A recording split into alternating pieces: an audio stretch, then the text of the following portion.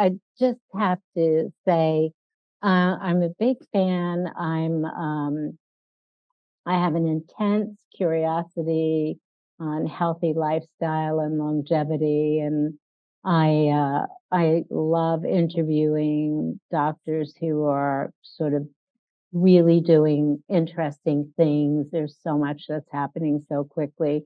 And, every time I think about you, I think, there's David Sinclair, Peter Attia, and like you are like so freaking cool and smart.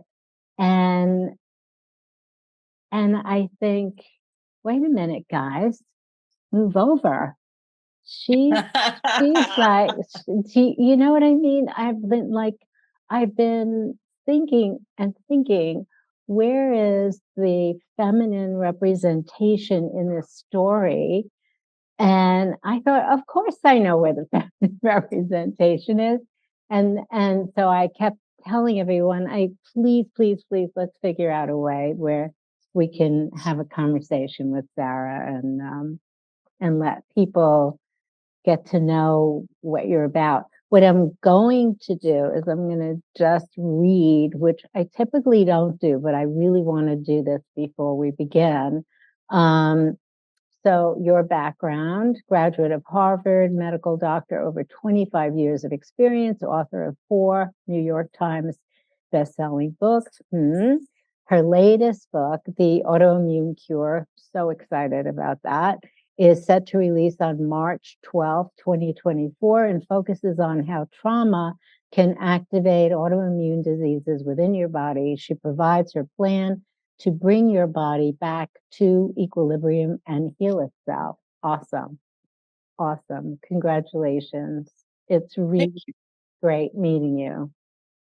Wonderful to meet you. Thank you for all the transformation you've done in the world. We're aligned. So my first question actually is just a curious one, because you're such a good writer and you're so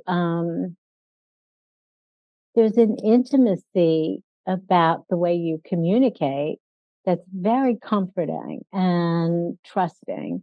And I think your communication skills are so incredible that I wonder, just as one woman to another, like what came first in your realization of self? What was it? Writing? Was it communication? Or was it, medical interest, curiosity? What was it?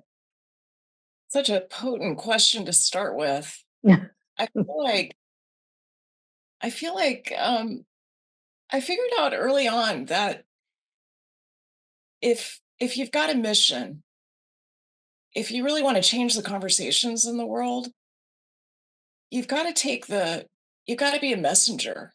And I mean that in the deepest, most profound way.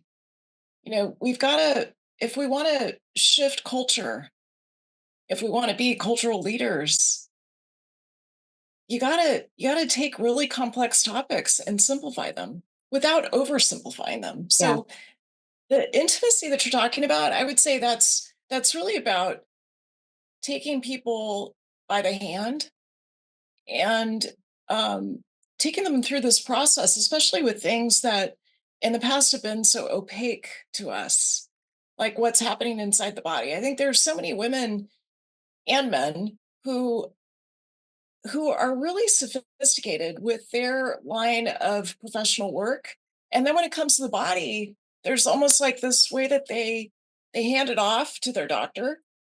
Not you, of course, because I know mhm, you don't. But there's a way that we can get disempowered. And I saw mhm. that really early on,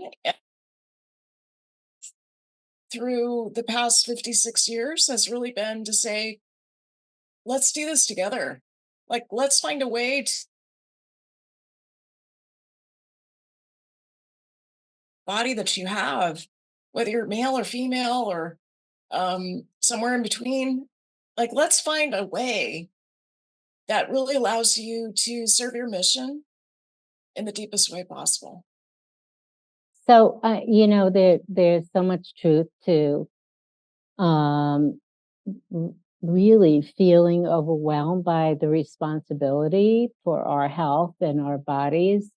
It is overwhelming, um, and unfortunately, we really have to be our own advocates, and it's really hard to do. It takes a lot of work. Um, I really love the direction you're taking with your book, the new book, and I've been thinking about trauma so much lately because and I didn't nail it the way you have. It's so clear. In my mind, I've been thinking, what exactly is trauma and what's happening to us? And is it as simple as listening to the news, or is it um, a life crisis, a typical life crisis? When you turn 30, you have one life crisis. 50, your house can fall apart. Your whole life that you understood can fall apart. These traumas are not rare. They're so much a part of the way we live that there's no wonder that there are so many autoimmune diseases. And what made you think about, which I just think is so brilliant, what made you think about really getting on the trauma topic? Nobody is. There's several reasons. All of my books are really prompted by what I observe with the clients that I'm taking care of, and also what I'm observing with my own uh, matrix. And I had an experience during the pandemic where I became estranged from a family member. And I feel like this is a common story. This is what we would call a small t trauma. It's not the same as, you know, the Holocaust or surviving 9/11, but these small t traumas can still affect your your network, the system of your body in profound ways. So I started to observe how many of my patients with autoimmune disease, I mean, first of all, the rate of autoimmune disease is rising, but I saw so many of them had a history of trauma, either childhood trauma or maybe birth trauma related to having kids, or frankly, now that we've made it through the pandemic, I don't think anyone has survived without, some experience of trauma. So what is trauma? It's an overwhelming experience. And in some ways, the the capital T traumas, like I mentioned, surviving 9/11, um, having someone that you love die suddenly. Um, it doesn't matter in some ways whether it's a capital T trauma or a small t trauma. Trauma is how the experience lives on in your body. So there's a particular signature to trauma. It affects what I think of as the Pine Network, which is the psycho-immuno-neuroendocrine network of the body. So that's kind of a complex topic. But what I find, for instance, is some people go through a traumatic experience like this estrangement I had with a family member, and it really affects their psychology. It leads to depression, anxiety, maybe post traumatic stress disorder, or what I think of as partial PTSD, which I see in so many of my clients. Or it might affect your immune system, like it did with me and with a lot of the clients that I was tracking. It might affect your neurological system. It might affect your hormones. It might lead to cortisol. It's just totally out of whack, Mm, low, both within the same day. So I observed this pretty dramatic increase in trauma among the clients that I was taking care of. And then I also had this personal experience with trauma. And that got me to say, how do we track this in the body? Because I feel like up until now, so much of the conversation, Norma, when it comes to trauma, has been more in the mental health realm. mhm, And yeah, I think that really limits. I mean, yes, we need to focus on that. we need to focus on trauma informed care. But I feel like there's so many of us who are having trauma embedded in our bodies and don't realize the way that it's affecting our ability to focus. It might give us ADD symptoms, the way that it affects your immune system and maybe lead to Hashimoto's or Mm, um, multiple sclerosis. The way that it might affect just your ability to relax and restore each day. yeah, Really meant to be doing, and often not enough of us know how. no. You know, as you're describing this, I'm thinking about, I have a company filled with women, and different age groups. And I've been in business 56 years, so I've seen generation generational differences, but some very constant experiences. And in the group, I would say 25 to 35, there's a common thread of a trauma type experience. And it has to do with this stuff women are convinced has to be a part of their life experience at, say, 30, where they have to find the partner, they have to achieve certain things at that point, or their life is running away from them and they feel less beautiful, less um, able to achieve anything.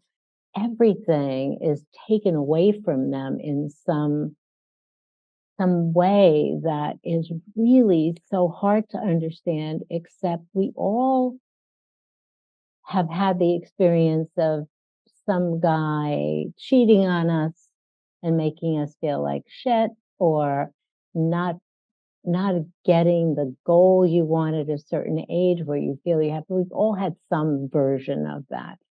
And I really believe that that's trauma of some level of a size T. And I really believe it never goes away. And it sort of starts this building of trauma number two, number three, where you end up at some point, which I've seen and just listening to you, I've seen people literally have these illnesses that nobody can figure out. And they all seem to come after this period of time. And for me, I got divorced at 29, which shows you my generation. We got married really early to get out of the house.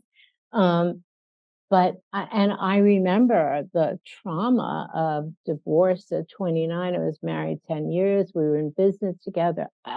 So I am also, one of these people, women especially, who had that experience. Do you think in in looking at how trauma is just, it doesn't happen once, right? It's sort of this ongoing life opportunity in some way. How does that reconcile to good health when you're not aware, or haven't been until your book now will make people aware of it? Yeah, well, so here I'm going to have to take off my doctor hat and speak more as a human in a female body because I think you're asking about almost a spiritual question, a question about um I would describe it as this period of time in our 20s and 30s where we have to reconcile how hazardous it is to be female in our culture. And I think that alone is traumatic. I think being female is traumatic. At least the way that we treat women right now. So it's interesting to consider. And as you were talking, I was thinking in particular about my daughters. So I have a daughter who's 24, I've got a daughter who's 18. They're very different in how they walk through the world. And the 24-year-old reminds me a lot of how I was in my 20s. I was incredibly ambitious. I felt like I had all the answers. I Of had a course. righteousness Mhm. about it. And in some ways, going through this process of training in the medical system and sort of adjusting to the patriarchy and the trauma of medical training, it led to losing some of that sense of invincibility that I had when I was in college and afterwards. And so I don't know if that's exactly what it is that you're talking about, but it feels like there's a way that women by around age 25 start to confront these limitations that they're faced with, and they either choose to kind of take them on and sink their teeth in, or they maybe start to retreat and start to go into more of a people pleasing role or an accommodation role. A lot of it also depends on childhood patterns and adverse childhood experiences, who you had to be as a kid to get the love and attention that you deserved. I had to be a performer. I had to be an overachiever. I had to be that straight A student who was the smartest kid in the room. And so that became my set point. I just Mhm. was always used to kind of revving at this Yeah. level, which can lead to autoimmune disease Yes. because it's it's a lot of energy to be running through your It system, is. and you don't always speak your truth. Sometimes you're living someone else's idea of Yeah. who you're supposed to be in the world. So I don't know if that exactly matches up with what it is that you're noticing in your company. What do you think? Yeah, I think that um, is very much obvious in that age group. But I also think um, the that retreating starts to happen, and then some really strange decisions about um, what is beauty to them and the influences on social media of what to do with your face and kind of makeup and the way you dress starts to create a persona that you believe will achieve the results you want because the results you want are not being achieved yet. And, I just got married a month ago. And so I always say, Congratulations. be patient. It may take time to find the right person for you when you're ready. And so I wasn't ready, and they may not be ready either, but that's very hard to reconcile at that age. But I think that the trauma, that part of it really does take a toll. And um, not only the trauma, but then especially for women who are very fashion conscious of how thin are they and how, all of those kind of requirements that they put on them instead of just thinking maybe a healthy lifestyle might be another way to achieve it. So I think the combination and then the results and so when you talk about autoimmune diseases, what are the autoimmune diseases that seem to be the most common sort of reaction or the ones that are the most um, obvious to identify in relation to trauma? I wish we had a rank order of how correlated different autoimmune conditions are to trauma. The ones that seem to really stand out are rheumatoid arthritis, lupus, um, Hashimoto's thyroiditis. But there's also, there's the classic autoimmune diseases. I also mentioned multiple sclerosis earlier. And then there's maybe a broader way of defining autoimmunity. So I think of autoimmune disease as some of these classic conditions that I just described, but there's really a spectrum, and it includes the attack of your own tissues, which in which I would put a few other conditions that are highly, highly correlated with trauma. And that includes fibromyalgia, irritable bowel syndrome, endometriosis. The rate of sexual abuse, sexual trauma, and endometriosis is very high. Wow. So, Wow. so we want to consider all of those. And, I think it's important also to say, I'm not saying that everyone with autoimmune disease has trauma. I'm not saying that everyone who experiences trauma is going to have autoimmune disease. I'm just saying they're highly correlated, and Mm, it can point us in the direction of particular solutions that address the trauma, and as a downstream result can also address the autoimmune condition. yeah. Well, uh, and and so in your research and putting the book together, I looked through some of the concepts in dealing with trauma, and they're very innovative and they're very provocative too. But I'm thinking nobody's solved this autoimmune issue, and it takes exactly what you're describing as like, you know what? Just got to get in there and make it happen. And it means you're not gonna, it's not two aspirins and go to bed. It's gonna be a provocative approach. So how did you discover this sort of new look at dealing with an illness or a disease? How did that come about? I probably should credit my great grandmother here There you because go. so she was a radical.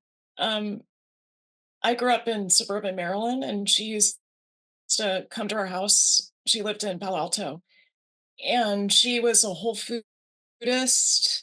She took no prescription medicines. I think she had like a glaucoma drop that she used at age 97 when she fell asleep. Uh, she died in her sleep at 97. And she really believed that you don't find the answer to health in the bottom of a pill bottle. You find it in the way that you architect your life. And I know you know that very well. So she's someone who had a huge influence on me. She taught me yoga when I was 5. She taught me meditation. She got me to do transcendental meditation when I went off to college at 17. And I feel like when I went to medical school, I really connected back to this foundation that I had with her, where I felt like, there's so many people who are failed by this healthcare system that we have. And when I looked at these patients that I was taking care of, and all of a sudden had such a spike, the universe was sending me all of these patients with autoimmune disease.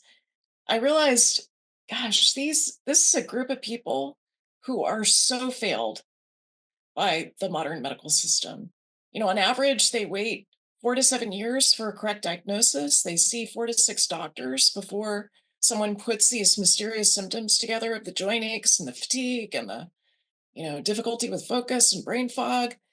And so it was these little pieces that really coalesced. My experience with my great grandmother, the way that she shaped how I take care of patients, and then this uptick in taking care of patients with autoimmune disease, which of course increased hugely during the pandemic. We saw so many Mm, vaccine reactions and long COVID, which we also think of as an autoimmune condition. And so that together got me to kind of turn the view toward how do we help these patients? And how do we do it in a way that's not just suppressing their symptoms, which is what I was taught so well to do in my medical training, but it really falls short of creating the kind of health and healing that most of us want. Yeah, that's I love the grandmother part of it because it really is those early experiences that never they're setting the path for us. You know, I think of my mother in the same way and all of her what seemed wacky and eccentric methods really serve us well if we remember to pay attention to that. I think one of the things that I think would be super helpful for people, and now with your book, they'll be able to use your book to kind of identify if what they are experiencing sounds like this trauma trigger, or maybe not identify the trauma, but understand that there is an autoimmune disease. If you were to think about just from a healthy lifestyle perspective and just being proactive um, to deal with the stress and the trauma that we all deal with in like small t's probably every day. What are some um, ideas that you have that people might want to think about, not as the solution to this, but as taking steps to kind of protect yourself in case of, or understanding it's likely that it will happen? What are your thoughts about that? It starts with embodiment. So when I talk about embodiment, honestly, it's still kind of a new concept for me because just as I was describing to you the way that I grew up and, sort of this type A hard driving personality, I was someone who chronically dissociated. So the way I would deal with, sort of the daily traumas of life, the daily exigencies of life, and especially when I was going through my medical training and you're working in the emergency room and you've got, a car accident that comes in or uh, an emergency C-section on a patient, whatever it is, I would dissociate. And we were very well trained to become more cognitive and super hyper focused as we experience trauma. And so that was very easy for me. And I would dissociate as a kid. I remember telling my mother, "Mom, sometimes I feel like I'm up on the ceiling kind of watching what's going on." And she didn't have much in the way of psychological skills. She just said, "Well, come back down." Like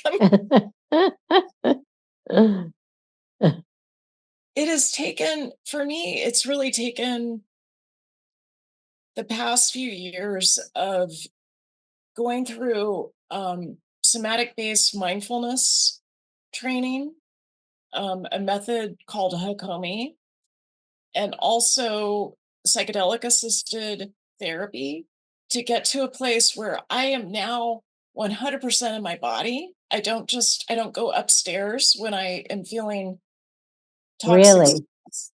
really, that's fascinating It's because, yeah, fascinating. And I think there's a lot of us who are functionally dissociated.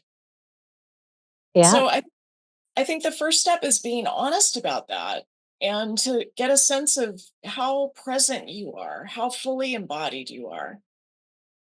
I think the second step is to do a trauma inventory. So in the book I've got an ACE questionnaire. You can also go online and Google one and just see what your adverse childhood experiences are. And most people realize, okay, childhood trauma, greater risk of depression, anxiety, yeah.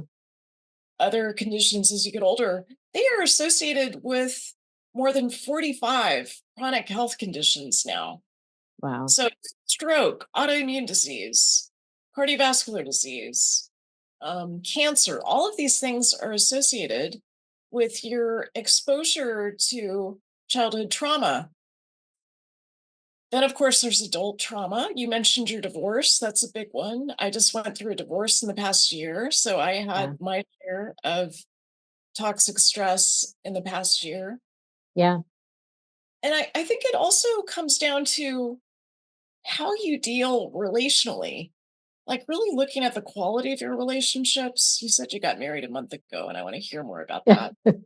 But, I grew up, Norma, in a way that no one, when there were ruptures, these inevitable, ruptures as part of human interaction, the ruptures I had as a kid never got repaired. Never. They just got brushed under the rug and Mhm. on to the next thing, and let's pretend like that never happened. And so as an adult, I had to teach myself how to repair ruptures. And that was especially important for me with my daughters. Mm. So I would say these are all some of the stepping stones, as you mentioned, to assess how much trauma is alive in your system. Mhm. Because there's a lot of people who experience trauma, childhood trauma, adult trauma, who then resolve it. And it doesn't, kind of continue living in their system, causing dysfunctional relationships, causing dysfunctional metabolism, causing, autoimmune disease and other conditions. So a lot of it is how you cope with the trauma that you experience and how embodied you're able to be as a result of it. Yeah. And so when you say, people resolve trauma, do you mean through therapy or some clinical version of that? Is that what you're talking about? Yeah. Yeah, I mean, this is where things get really interesting because when I did the research looking at, what the Veterans Administration, for instance, recommends for their veterans with post traumatic stress Mm. disorder, PTSD, they recommend talk therapy, increasingly trauma informed talk therapy, Mhm. but mostly talk therapy, sometimes paired with selective serotonin reuptake inhibitors. The efficacy for talk therapy for trauma, for PTSD, is somewhere around 30%. Really? Hmm.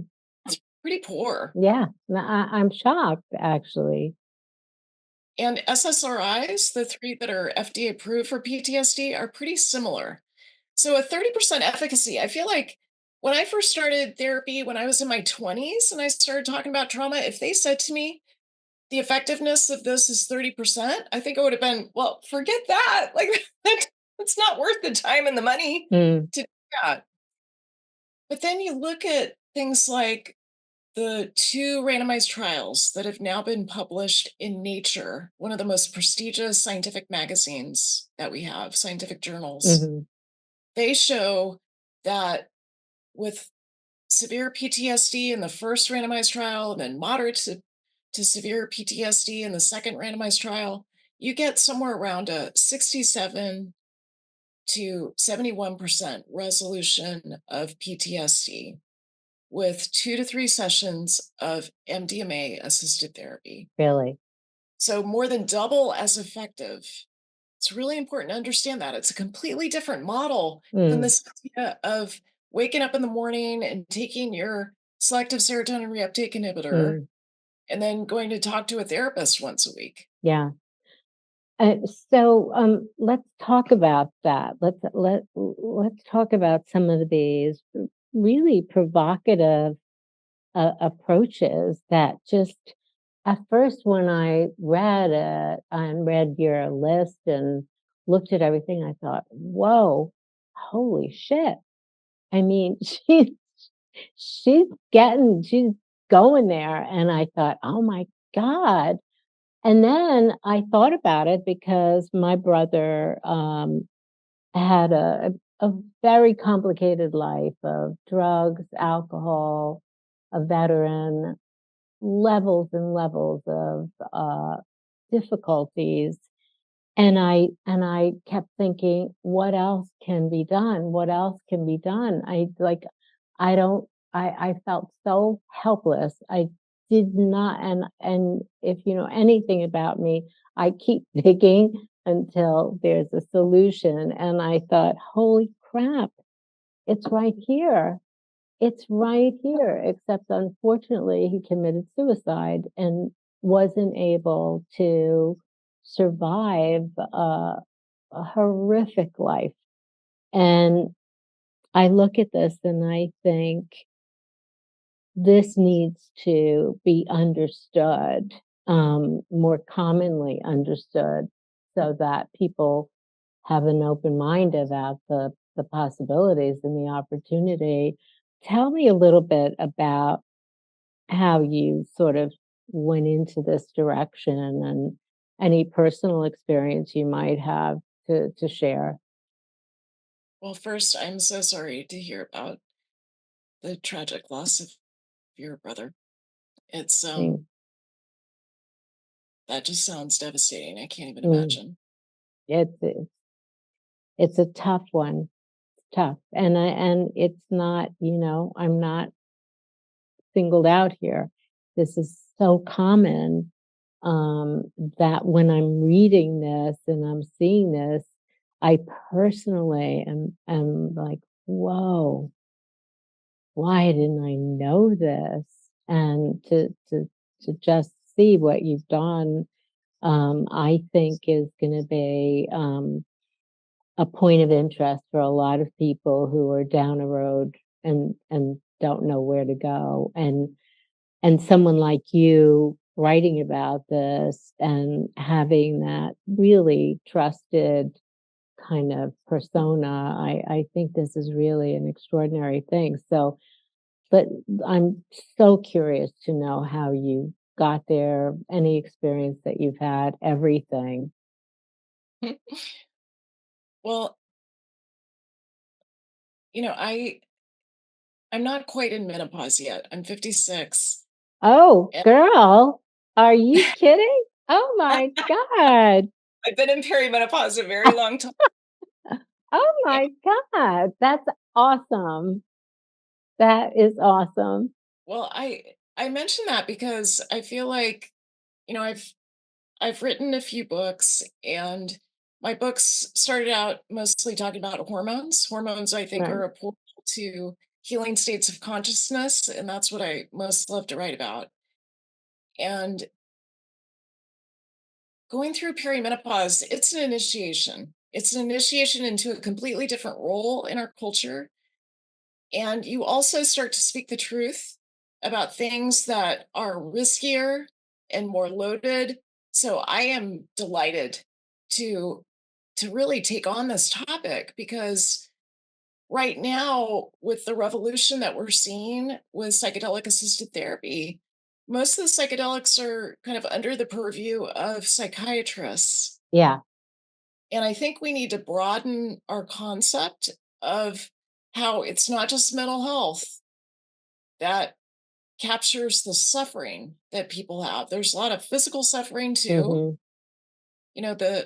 I focus first on autoimmune disease and the connection to trauma, but the other piece is I'm certified as a psychedelic assisted practitioner, and so I have been providing my clients with psychedelic assisted medicine, and with coaching along with it for the past few years. So personally, I'll speak personally first, and then maybe we can talk a little bit about uh, some of what I've seen with clients. I did my first series of ketamine experiences, and ketamine is kind of interesting. It's a FDA approved medication that's mostly used. I've been using it for 30 years Really? as a physician. So Mhm. we use it in the emergency room, we use it in the operating Right. room, and it's used as an anesthetic, but at one tenth the dose, it can actually act as an entheogen. It can act as an empathogen. It can open your heart. It can increase neuroplasticity. It can help you with that stuckness, that cognitive rigidity that I would imagine your brother probably had. Mhm. Yeah. So, ketamine is FDA approved for treatment resistant depression. And so it's being used in that context. It's also being used and studied in eating disorders, in premenstrual dysphoric disorder. Um, there's a lot of different contexts in which it's being studied right now. So, my first experience was with ketamine. And then I also had personal experiences with MDMA assisted therapy. And I found that that was probably the most profound for resolving past trauma. So I've gone through a total of about 10 experiences with, so led by a psychologist. So I think Mhm. it's important to realize I'm not saying go out and take No, MDMA. right. It's Do good it to it's good to add that little factor. a little I think, disclaimer. yeah, Yeah, do it with, someone who is well trained. right. The psychologist found that combination to be just truly transformational to me. I also really believe in psilocybin. So, we've benefited from Michael Pollan talking about some of these medications. Mhm. He's got a glorious description of one of his trips on psilocybin. And there's such a long, thousands of years old practice and experience in indigenous cultures with Mhm. um, some of these medicines like psilocybin, like ayahuasca. Yeah. Well, I've had an experience with many of them, not with all of them. I'm still learning. And, one thing that's really critical is that you've got time to integrate what you learn when you go through one of these experiences. And so that sets a certain pace. So for me, that's a ceremony or a journey about once a quarter. That's what works for me personally, and maybe even less often, like once every 6 months, so that I'm really, kind of collecting the jewels of the Mhm. experience, deep mystical experience, and applying it to my life. But what about you? Can I put you on the spot? Have you tried Sure. any of these Now, medicines? you are talking to someone who, um, quite frankly, had I not had this experience with my brother, a lifelong experience with him, and recognizing when I read some of what you've written, like a bulb went off in my head. Oh my God. Oh my God. Now you're talking to someone who doesn't smoke. I never drink. I've never taken any drugs of any kind. Um, and so I'm one of those people, well, no, I have to really be in control, but I love meditation. I love um, different forms of acupuncture and other experiences. So there's obviously I like the experience of allowing the spirit to kind of just relax. But anytime any of my friends were gonna do anything, whether whatever version of this, I was like, "No, not me, not me." And I wasn't judgmental, and I have learned because I like having friends that if I'm not gonna drink, nobody's gonna know that I'm not drinking. I hate when people kind of make everybody uncomfortable with whatever their bullshit is, right? But for me, for many reasons, that this is a path I've taken, and some childhood experiences, some other experiences that created that in my head, what it should be. But for the first time, my mind opened up because I understood what you were saying because of the context you put this in, and it never really been in that context for me before. It always seemed quasi recreational, right? And the amount of drugs and alcohol my brother consumed was just so frightening to me. I mean, from heroin to everything you can think of, that I had such a fear of anything like that in my life. I had to protect him. I couldn't let anything like that happen. And the bottom line is when I saw it recreationally um, used by friends I love and who enjoy it, and it's like, Norma, of all people, you should be. But now in reading this, I'm doing great endorsement for your book, by the way.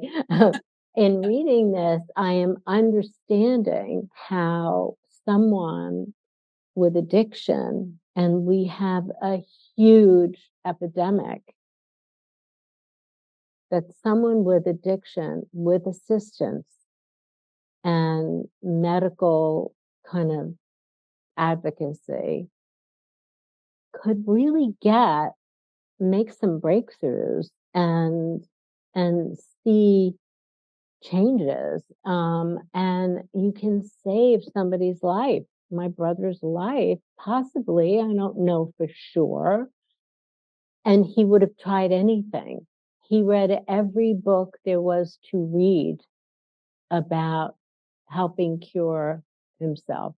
He was brilliant, he had an extraordinary IQ. He wanted to heal himself, and he just fought a tough battle.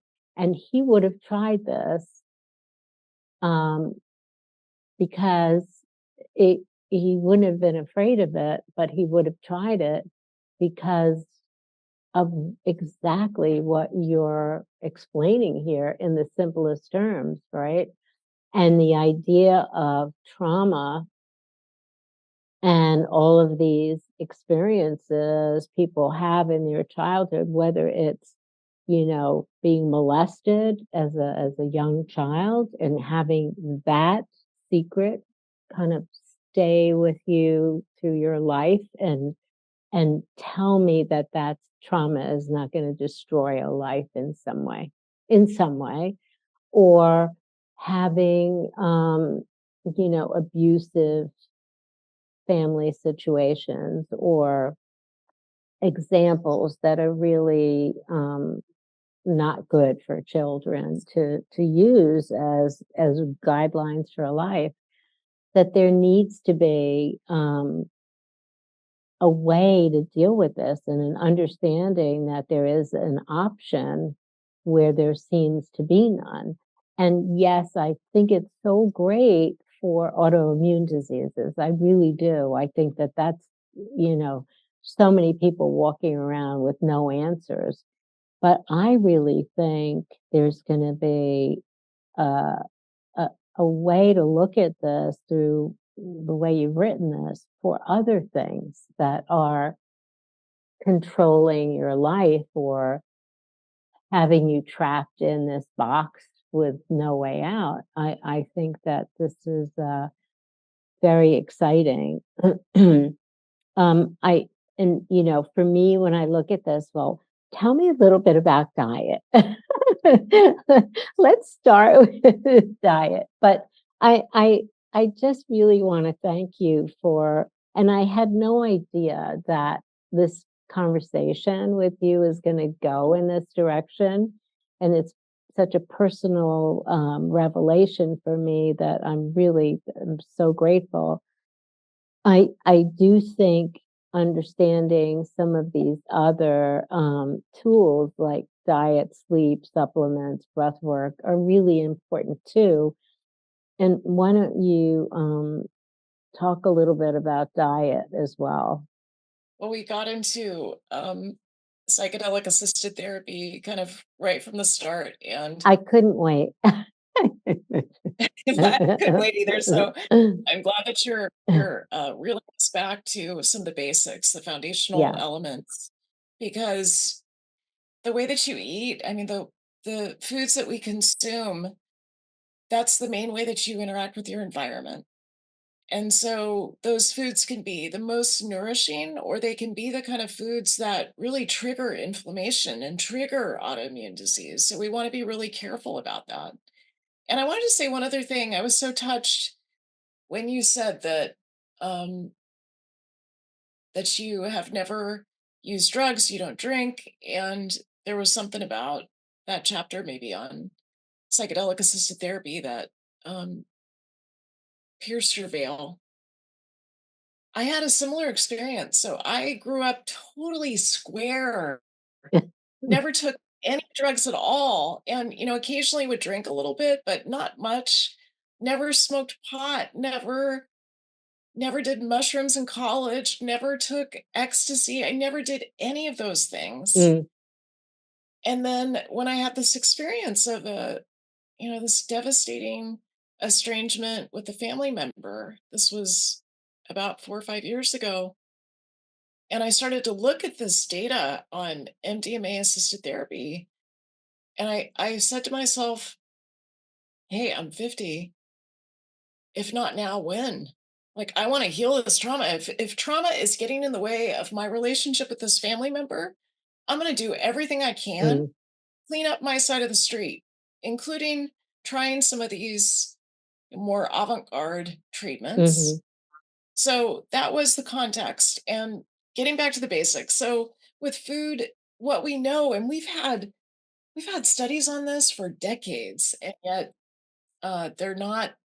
It's not common practice among mainstream conventional physicians. And I don't mean to throw them under the bus because mm, I trained along with conventional physicians. We right. need them. But we know with rheumatoid arthritis, if you do a really careful elimination diet and you cut out gluten and dairy and eggs and the things that are the most common triggers of your immune system, and you do that for a period of time, at least 6 weeks. For some people, it needs to be a little bit longer. And then you very meticulously, slowly add back one food at a time to see how you react to it. That can make such a huge Yeah, difference yeah, to your immune system. And then, of course, sleep. We know that you need 7 to 8.5 hours of sleep to really, for health span, for your immune system to work properly, for your cortisol to not be a hot mess the next day. mm, We know that you need purpose and meaning and connection with other people. You need love in your life. You need movement. You need exercise. You need all the things. You mm, need a way to quiet your mind and create a state of restoration. So, for some people, that might be yoga. For others, it might be meditation. And it's an important point that not everyone needs to do psychedelic assisted therapy. There's lots of ways to get into healing states of consciousness. Breath work can do that. mm, I experienced it with TM starting at age yeah, 17. I experienced it at age 5 with yoga. And I still experience it with holotropic breath work, with orgasm. There's lots of ways to create mhm. these healing states of consciousness. Yeah, yeah, it's so true, and what I love, is to be able to track some of these things like sleep, to really have a better understanding of, um, what a good night's sleep feels like, right? Yes. When the next day you feel amazing and you think, "What the hell? I gotta see what happened last night." And it's like, "Oh, okay." The interesting thing was when I got this virus, I if I could avoid any drugs, or whether it's, antibiotics or steroids or whatever, I do, but I tried to stave it off, and it wasn't a good idea, and so I had to take medication, and when I took the medication and I tracked my sleep, and I thought that I was sleeping because I was sweating and sleeping through the night, it turned out that I was sleeping 20 minutes, deep sleep 20 minutes, REM sleep 30. Can you imagine? Can you imagine? You can't get restored. You Can can't you heal. imagine? And when I stopped the medication, done. I was back, REM sleep, deep sleep, my typical I'm a sleeper in like I was like, "Holy mackerel, who knew?" I had no idea. So I love the idea of tracking so you know exactly how your body is responding to whatever it is or what a good night's sleep feels like versus what you think, "Oh, I slept 8 hours." Maybe you did, but something you didn't you're not restoring here. Something's not working, and so I really have a a real respect for being able to be aware, like you said, of taking ownership of what's going on with your body and whether it's tracking or different forms of tracking. What are your thoughts about that? Do you track? I do. I love trackers. So I've got a ring on. I wear a Garmin watch for the physical fitness that I do. I like to lift heavy, so I like to track how much stress my body's under and how much I restore and recover. Mhm. So that's always a challenge for me because my mind pushes me further than my body Yeah. sometimes wants to go. So I'm so glad you raised this point about wearables. About 50% of Americans use wearables right now. We think within about 7 years, it's probably going to be closer to 100%. Wow. They give us so much information. Yeah. They take, as you described with sleep, you wake up in the morning, you don't really know what happened the night before. You might have a sense of feeling good or bad, but to get that kind of specificity of your deep sleep, I like to get 2 hours of deep sleep every night. Your REM sleep, how many interruptions you had, your temperature during the night, your Mm, heart rate variability, which is a measure of your autonomic nervous system, kind of your on button versus mhm, your off button, your fight, flight, freeze versus your stay and play half of the autonomic nervous system. So I'm a huge fan of wearables. And you had asked earlier about, what are some of the stepping stones to mhm. trauma and maybe a trauma signature in your own body. And I think a wearable is a great way to assess that. Oh, Huge fan. And I'm the director of precision medicine at the Marcus Institute at Thomas Jefferson University. So I'm kind of obsessed with wearables. I love them. yeah, I do too. I just the more information you have, the more you know about how you're doing. I mean, it's really so incredibly helpful.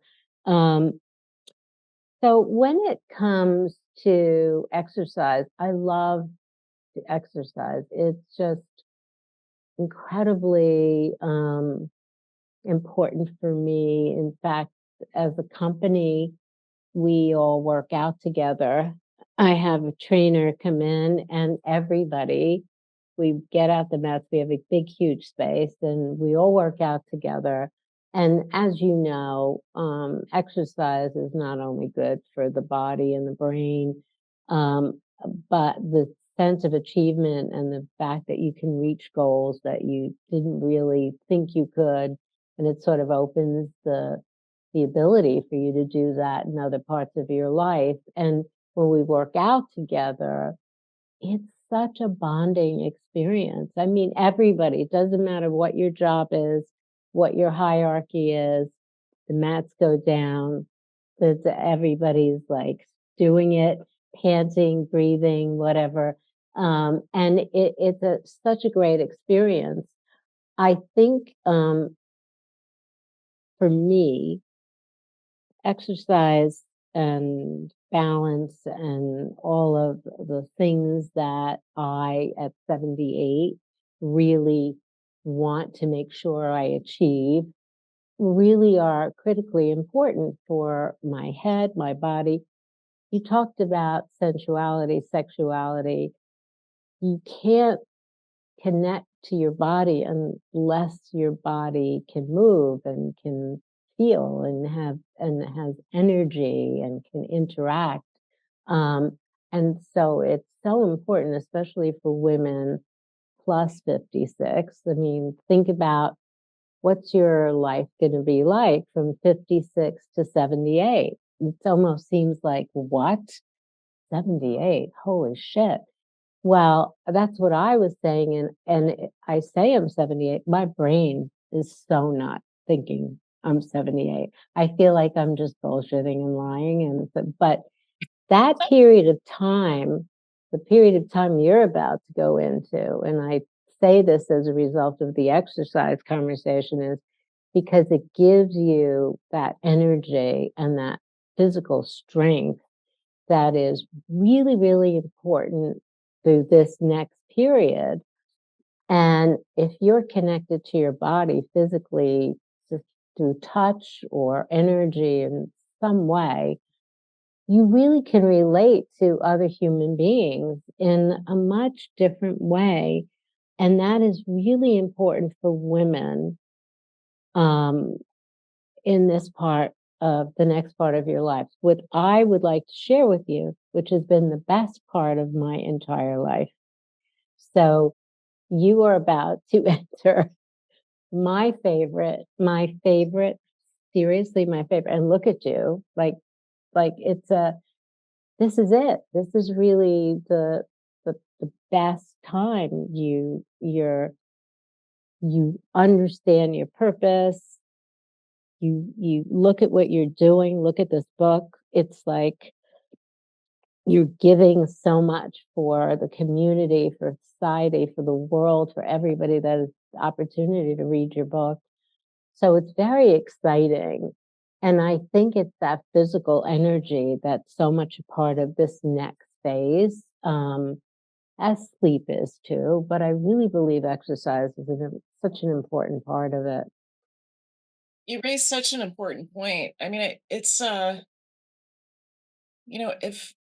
if our listeners hear just one thing today, I hope it's this particular piece about movement and about exercise, because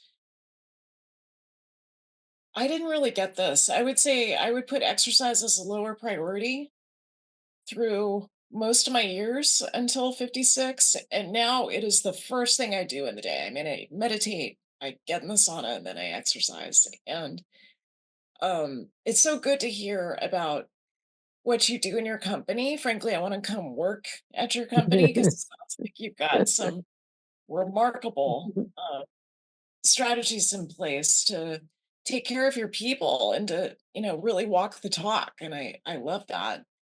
And at 56, I've got the strongest body I've ever had. I've got more muscle mass than I've ever had. I'm not a bodybuilder, but I really pay attention to muscle mass, lean body Mhm. mass, because it is muscle is the organ of longevity, is the organ of health span. It's the organ of, feeling your absolute best for as long as possible, relatively free of disease. And the truth is, after age 40, you lose about 5 pounds of muscle and you gain about 5 pounds of fat Yes, every yes, decade, unless you're doing yes. something. You have to do something. I love that you go into the sauna every day. I'm obsessed. I am obsessed. I have to tell you, through this whole stupid virus thing, I was like, get me to that sauna.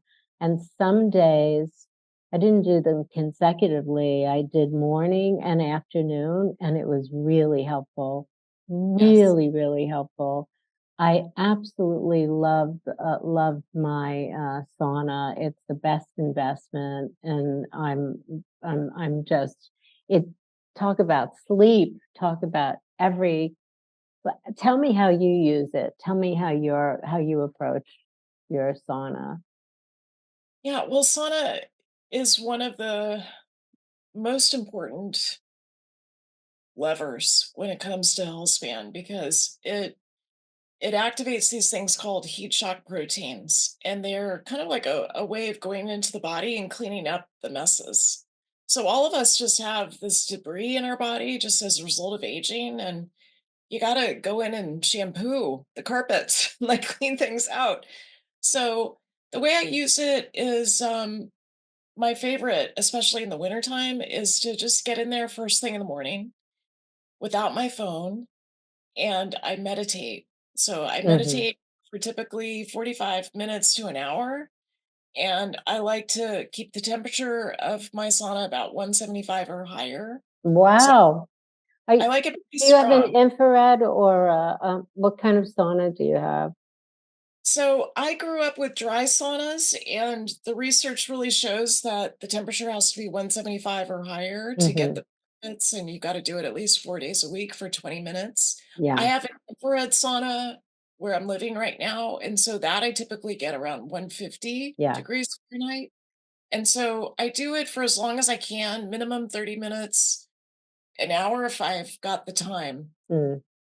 And I experimented with doing it after exercise, after weightlifting, but I find that it helps to warm up my muscles and warm up my joints so Yeah. that exercise is better. Yeah. I like it, I like it at different times, and I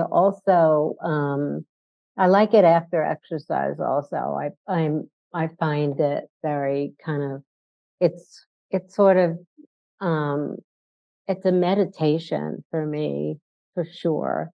And I do it with my partner whenever we can, when our schedules are together. And it's really great, um, to be together, and in silence. We never talk at all when we're in the sauna. And we just go in, and we know we're gonna be in there for a certain amount of time, and our bodies are so used to it's like it could be anywhere between 30 and 45 minutes, right? And we know the 30 point, just like we just know, or the 45, and we really enjoy doing that together, and we're so relaxed, so chill. He usually does it after he works out, that's his routine, and, it's such a great thing for people. We go up to 165 with infrared, which I'm really it took time to get up there, but I just love it. I love every bit of it, and I especially appreciated it through this virus. I don't know if it's something that's recommended to do, but it just felt like I need to I need to get in there, and doing it twice in a day was very, very helpful. I was surprised at the difference I felt in the next day when I did that. Yeah, well, you're speaking to there's science to show that it helps with viral infections. So Really. it does seem to support the immune system to be able to fight a virus. Mhm. And most of the data that we have, and it's really well demonstrated to help you with cardiovascular health. It's almost a form of moderate exercise because your heart rate Right. goes up as the temperature goes up. Yeah, So, yeah, I mean, it's very well proven to make a big difference. And as you said, I think it's really worth the investment. yeah. I do, and, I think, I could talk to you forever, actually, and maybe we have to do it For you. again. I absolutely am so happy that, we got together to do this, and, I can't wait to get through your book and just really, go through everything. This is a really good book.